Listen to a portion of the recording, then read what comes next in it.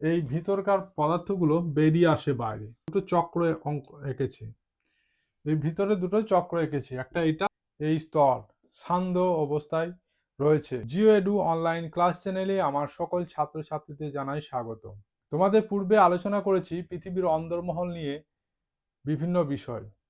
আজকে এই পৃথিবীর অন্দরমহলের একটা গুরুত্বপূর্ণ অংশ হলো এই অ্যাস্টেনোস্ফিয়ার।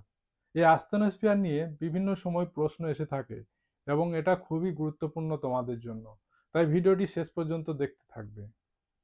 পৃথিবীর অন্দরমহল আলোচনার ক্ষেত্রে আমরা এই অ্যাস্টেনোস্ফিয়ারকে বারবার আলোচনা করেছি, কিন্তু এত গভীরে আলোচনা করিনি। আজকে আমি অ্যাস্টেনোস্ফিয়ার সম্পর্কে ডিটেলস আলোচনা করব। তোমরা ভিডিওটি দেখতে থাকো। এই অ্যাস্টেনোস্ফিয়ার কথাটি গ্রিক শব্দ অ্যাসথেনে এবং স্ফিয়ার এই দুটো শব্দর মিলিত রূপ। অ্যাসথেনে কথার অর্থ হলো দুর্বল অর্থাৎ নরম, এবং স্ফিয়ার কথার অর্থ হলো মণ্ডল, অর্থাৎ যে স্তরটা হলো দুর্বল স্তর বা নরম স্তর, সেটার নাম হচ্ছে অ্যাসথেনোস্ফিয়ার। এই স্তরটি আবিষ্কার করেন জে ব্যারল নামে বিজ্ঞানী 1914 সালে। এই স্তরটির নামকরণ করেন এবং আবিষ্কার করেন যে ভূ অভ্যন্তরের মধ্যে একটা স্তর আছে, যে স্তরটি খুবই নরম বা খুবই দুর্বল একটা স্তর। স্তরের গভীরতা কোনো কোনো সময় কোনো কোনো বিজ্ঞানী বলে থাকেন 200 কিলোমিটার পর্যন্ত এর গভীরতা ভূ অভ্যন্তরে। কেউ কেউ বলে থাকেন 100 থেকে 250 কিলোমিটার পর্যন্ত এর গভীরতা। আমরা দুটোকে ধরে নেব, তাহলে 250 কিলোমিটারের মধ্যে এই স্তরের গভীরতা আমরা দেখতে পাই। এবার আমরা জানি যে ভূ অভ্যন্তরের উষ্ণতা, যত ভূ অভ্যন্তরে যাওয়া যায় তত উষ্ণতা বৃদ্ধি পায়। সেটা আমরা আগের ভিডিওতে বলেছি। প্রতি 33 মিটার গভীরতায় 1 ডিগ্রি সেন্টিগ্রেড করে উষ্ণতা বৃদ্ধি পায়। তাহলে এবার দেখো 600 থেকে 250 কিলোমিটার এই গভীরতার মধ্যে উষ্ণতা আছে কত? 1400 ডিগ্রি সেন্টিগ্রেড থেকে 1700 ডিগ্রি সেন্টিগ্রেড এই উষ্ণতায় আছে।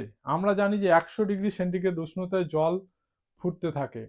তাহলে কল্পনা করো এই 1400 থেকে 1700 ডিগ্রি সেন্টিগ্রেড উষ্ণতায় কি কি হতে পারে। তাই ভূ অভ্যন্তরের মধ্যে যে সমস্ত উপাদানগুলি আছে সেগুলো প্রথমত চাপ অবস্থা আছে, চাপা আছে, ভূপৃষ্ঠ দ্বারা ঘেরা আছে, ভূত্বক দ্বারা ঘেরা আছে। আর দ্বিতীয়ত হচ্ছে উষ্ণতা। প্রচণ্ড উষ্ণতা এবং চাপের ফলে উপাদানগুলি গলিত অবস্থায় আছে, যার রূপ হচ্ছে এই স্তর সান্ধ্য অবস্থায় রয়েছে। এখানে দেখো আমি চিত্র এঁকে দেখিয়েছি। উপরের অংশ ভূপৃষ্ঠ, যেখানে গাছপালা বাড়িঘর আছে, এই উপরের স্তরটা, এটা হচ্ছে ভূপৃষ্ঠ।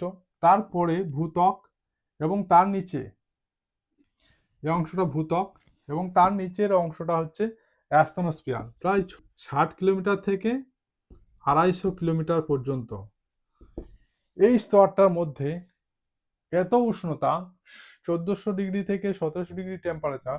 এই উষ্ণতার জন্য যে সমস্ত উপাদানগুলি আছে পৃথিবীতে, সেই উপাদানগুলি গলিত অবস্থায় আছে এবং সান্দ্র তরল অবস্থায় আছে।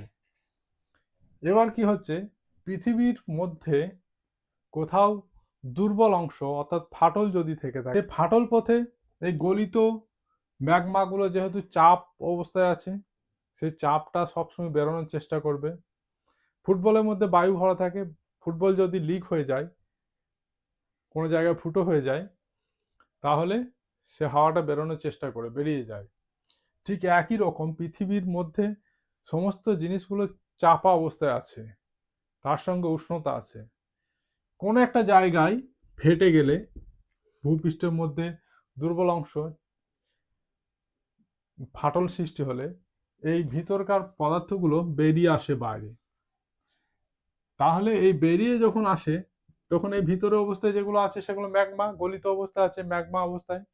এই ম্যাগমাগুলো বাইরে বেরিয়ে এসে লাভাতে রূপান্তরিত হয়, তখন এটাকে লাভা বলে। আর ভিতরে যেগুলো আছে অ্যাস্টেনোস্ফিয়ারের মধ্যে, সেগুলো হচ্ছে ম্যাগমা। এই ম্যাগমাগুলো আমি এখানে চিহ্নিত করেছি তীর চিহ্ন দিয়ে, দুটো চক্র অঙ্ক এঁকেছি। এই ভিতরে দুটো চক্র এঁকেছি, একটা এটা একটা এটা। এখানে দেখাচ্ছি যে এই ভিতরে গলিত উপাদানগুলি এত গরম অবস্থায় আছে, এরা সবসময় ঠান্ডা হতে চাইছে। তাই কি হচ্ছে, উপরের দিকে সবসময় আসতে চাইছে।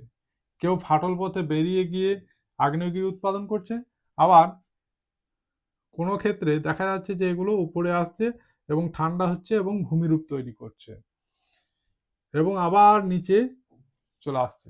এই যে চক্রাকার একটা দেখা যাচ্ছে, এটা হচ্ছে অ্যাস্টেনোস্ফিয়ারের মধ্যে পরিচলন স্রোত। এই পরিচলন স্রোতের মাধ্যমেই লাভা বেরিয়ে আসছে এবং নতুন ভূমিরূপ সৃষ্টি হচ্ছে। এবার এই পরিচলন স্রোতটা কেন হচ্ছে, তোমরা দেখবে বাড়িতে যদি কাঁচের পাত্রে যদি জল গরম করো, তাহলে জলটা যখন ফুটবে নিচেকার গরম জল উপরে যাবে এবং উপরকার জলটা যখন ঠান্ডা হয়ে যাবে তখন আবার নিচে আসবে। এরকম ভাবে চক্রাকার আবর্তনটাই হচ্ছে পরিচলন স্রোত। পৃথিবীর মধ্যে অ্যাস্টেনোস্ফিয়ারেও একই রকম ঘটনা ঘটে থাকে। এই চক্রাকার ঘটনা ঘটে থাকে এবং এখান থেকে নতুন ভূমিরূপ তৈরি হয়। পরবর্তীতে তোমরা পড়বে যে এই যে পরিচলন স্রোত আছে, এর ফলে এই প্লেট আছে উপরের, এই প্লেটগুলো সরে যায়, এই উপরের অংশে প্লেটগুলো সরে যায়, এখানে নতুন ভূমিরূপ তৈরি হচ্ছে। আবার কোনো অংশে এই যে খালি হয়ে যাচ্ছে, বিভিন্ন উপাদানগুলো যে বেরিয়ে যাচ্ছে ম্যাগমা রূপে, তাহলে ভিতরের অংশটা খালি হচ্ছে, কিন্তু খালি হয় না। তার কারণ কি, আবার দেখা যাচ্ছে যে উপরের অংশটা কোথাও গর্তের মধ্যে ঢুকে যাচ্ছে, অর্থাৎ কোনো ভূঅভ্যন্তরের মধ্যে ঢুকে যাচ্ছে। সেটা প্লেট টেকটনিক্সের ব্যাপার, পাত সংস্থান তত্ত্বে আলোচনা হয়, তোমরা উঁচু ক্লাসে পড়বে। তাহলে এই যে তোমাদের অ্যাস্টেনোস্ফিয়ার এই অংশটা, এইটুকুই তোমাদের গুরুত্বপূর্ণ বিষয়, ভালো করে পড়াশোনা করে নেবে। আশা করি বুঝাতে পারলাম অ্যাস্টেনোস্ফিয়ার অংশটা। ধন্যবাদ।